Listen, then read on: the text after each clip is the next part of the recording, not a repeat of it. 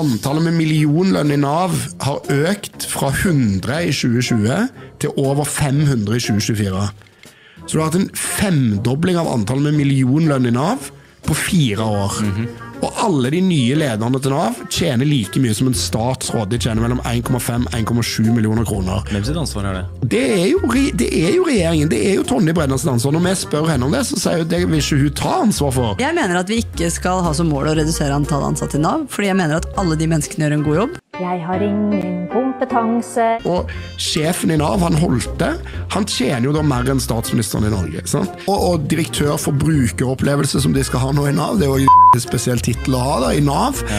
Men han skal jo da tjene sannsynligvis mer enn Brenna, som er sjefen til hele Nav, arbeidsminister. Og når du har sånne ting, og da står Vestre og Brenna og de og sier på TV, jo, men vi trenger disse skattepengene, så tenker jo også vanlige folk, kanskje dere egentlig ikke gjør det.